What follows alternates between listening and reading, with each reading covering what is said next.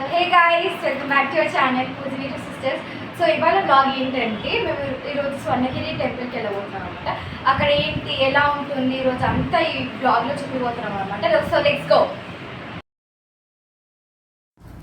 Hyderabad to Warangal రూట్లో భువనగిరి కంటే ముందే ఈ స్వర్ణగిరి టెంపుల్ అనేది ఉంటుంది ఫ్రెండ్స్. యాదగిరిగుట్ట టెంపుల్ కంటే 20 కిలోమీటర్ల ముందే ఈ టెంపుల్ మనకు వస్తుందన్నమాట. ఇది మనకి మెయిన్ రోడ్ నుంచి 1.5 కిలోమీటర్ల లోపలికి మనకి వెళ్ళాల్సి ఉంటుంది ఈ టెంపుల్కి అనమాట. అండ్ ఇది ఫ్రెండ్స్ తెలంగాణలోని అతిపెద్ద వెంకటేశ్వర దేవాలయమే ఈ స్వర్ణగిరి దేవాలయం అన్నమాట. ఈ టెంపుల్ని యాదాద్రి తిరుమల అని కూడా పిలుస్తారు. ఇది మనకి మార్చ్ 6, 2024లో ఇది ఓపెన్ చేశారు. టెంపుల్ ఓపెన్ అయినప్పటి నుండి ఫ్రెండ్స్ కొన్ని లక్షల మంది భక్తులు ఈ దర్శించుకుంటున్నారనమాట ఈ స్వర్ణగిరి టెంపుల్ని. మనం కూడా ఈరోజు టెంపుల్కి సంబంధించిన విషయాలు తెలుసుకోవడంతో పాటు అన్ని విజువల్స్ని నేను మీకు ఈరోజు ఈ వీడియోలో చూపిస్తాను ఫ్రెండ్స్.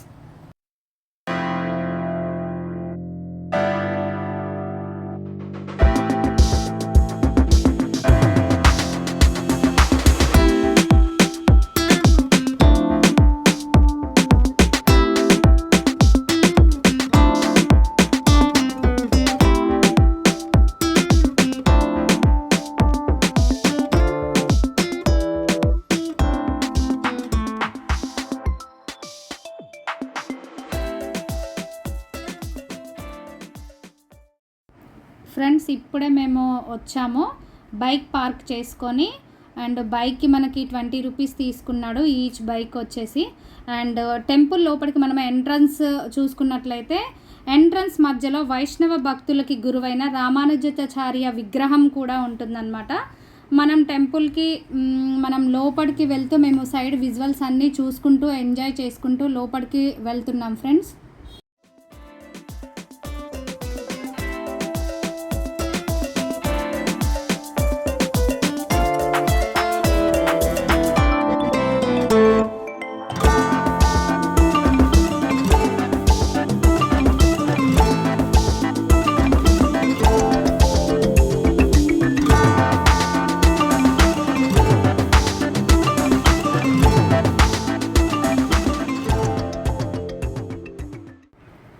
ఫ్రెండ్స్ మనకి మేము నైట్ టైము సండే రోజు వచ్చాం కాబట్టి ఎక్సలెంట్గా మనకి లైటింగ్తోని టెంపుల్ అనేది చాలా చాలా బాగుంది ఫ్రెండ్స్. అసలు ఎలా అనంటే మనకి చూస్తూ ఉంటే మేమైతే 2-3 అవర్స్ అక్కడే స్పెండ్ చేసామన్నమాట. మనం టెంపుల్కి ఈ ద్వారం నుండే వెళ్ళాలి. ఈ ద్వారాన్ని వైకుంఠ ద్వారం అని కూడా అంటారు. ఈ ద్వారానికి ముందు మనకి ఇక్కడ చూసుకున్నట్లయితే స్వామివారి పాదాలు ఉంటాయన్నమాట.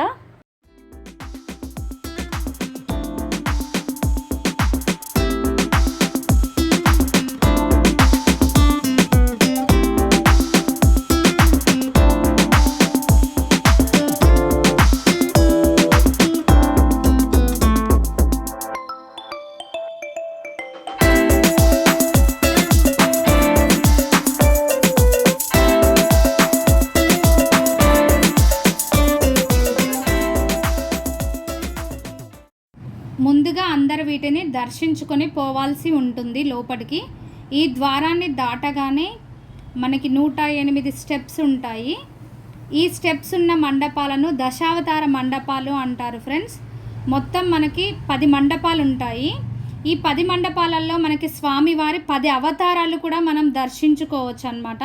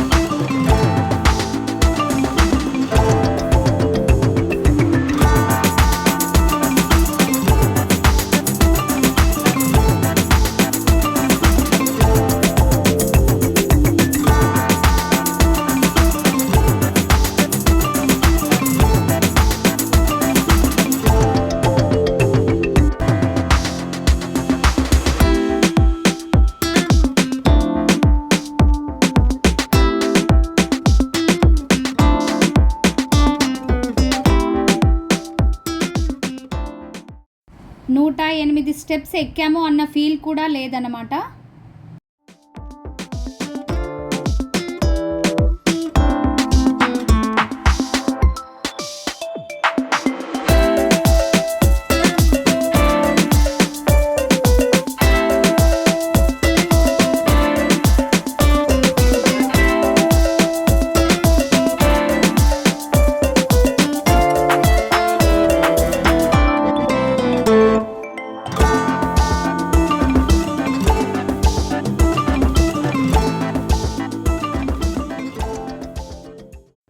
స్టెప్స్ పక్కనే మనకి గరుడ మండపం కూడా ఉంటుంది.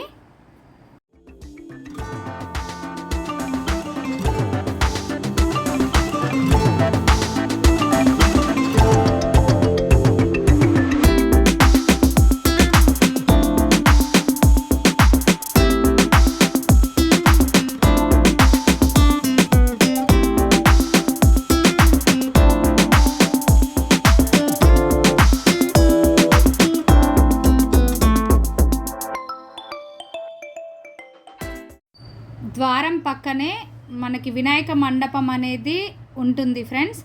ఇక్కడ ఉన్న వినాయకుడిని విక్షసేన గణపతి అని పిలుస్తున్నారు ఫ్రెండ్స్. మేము సండే రోజు వెళ్ళాం కాబట్టి చాలా అంటే చాలా క్రౌడ్గా ఉందన్నమాట. ఇదే హనుమాన్ మండపం ఫ్రెండ్స్. ఇది చాలా పెద్దగా ఉంటుంది.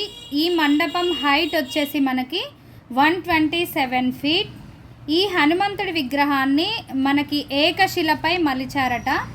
ఈ ఏకశిల హనుమంతుడి హైట్ వచ్చేసి 30 ఫీట్. ఈ టెంపుల్లో ప్రతిష్ఠించిన విగ్రహాలన్నింటినీ మనకి తిరుమలలో తెప్పించిన స్టోన్తోనే మలిచారట. ఈ ఒక్క హనుమాన్ మండపాన్ని నిర్మించడానికి మనకి 5 ఇయర్స్ టైం అనేది పట్టింది ఫ్రెండ్స్. ఇక్కడ ఉన్న హనుమంతుడి విగ్రహం కూడా ఎక్కడా లేని ఫోజ్లో ఎక్కడా లేని విధంగా ఉంటుంది. ఈ హనుమాన్ మండపం పక్కనే జయగంట మండపం ఉంటుంది. ఇది ఎంత పెద్ద గంట అంటే మనకి ఈ గంట వచ్చేసి 1700 కిలోల బరువు ఉంటుంది. మొత్తం ఇది కంచుతో చేయబడింది అనమాట. దీన్ని ఒక్కసారి మోగిస్తే 2 నిమిషాల వరకు ఉంటుంది. గంట మోగించిన తర్వాత దాన్ని తాకితే మనకి 2 మినిట్స్ వరకు కూడా మనం వైబ్రేషన్ని ఫీల్ అవ్వచ్చు. ఇది మనకి ఇండియాలోనే 2వ అతిపెద్ద గంట. మొదటిది మనకి అయోధ్య రామ మందిరంలో ఉంటుంది. ఇది 2500 కిలోల బరువు ఉంటుంది.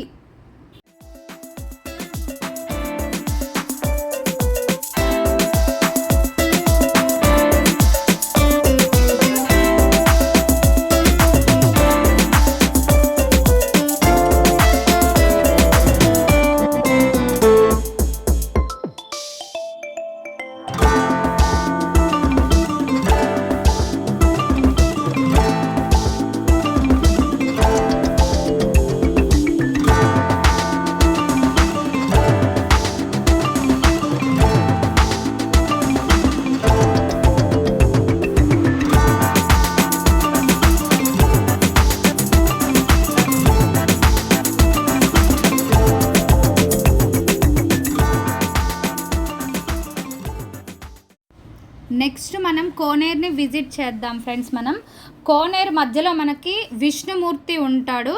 ఆ విష్ణుమూర్తిని జలనారాయణుడు అని పిలుస్తారు. ప్రపంచంలోనే ఇది 2వ జలనారాయణ విగ్రహము. ఇది మనకి మొదట నేపాల్లో ఉంటుందట. అలాగే కోనేరు 4 కార్నర్స్లో మనకి చిన్న మండపాలు అనేవి ఉంటాయి.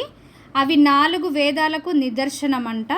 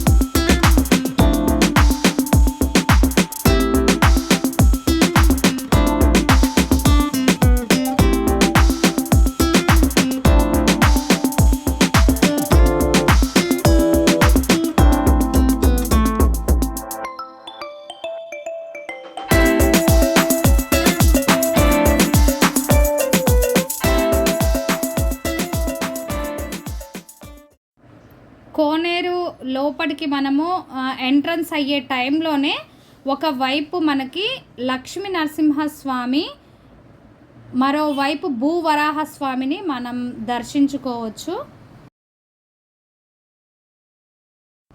ఇప్పుడు ఫ్రెండ్స్ మనం లోపల అన్ని విగ్రహాలని, కోనేరుని అంతా దర్శనం చేసుకున్నాం కదా. ఇప్పుడు లోపల ఆ సరౌండింగ్లో ఉన్న వ్యూ అంతా హ్యాపీగా మేము అనేది చూడడం జరిగింది. నైట్ వ్యూ అనేది చాలా బాగుంది ఫ్రెండ్స్. ఇప్పుడు చూశారు కదా వీడియోలోనే, మనకి క్రౌడ్ అనేది చాలా ఎక్కువగా ఉండడం వల్ల మాకు దర్శనం కూడా మేము చేసుకోలేకపోయాము.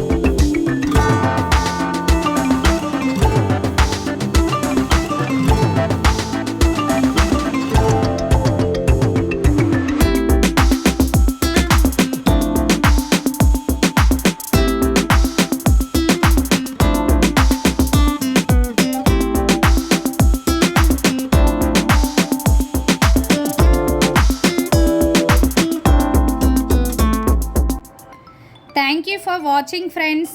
Please like, share and subscribe to our channel.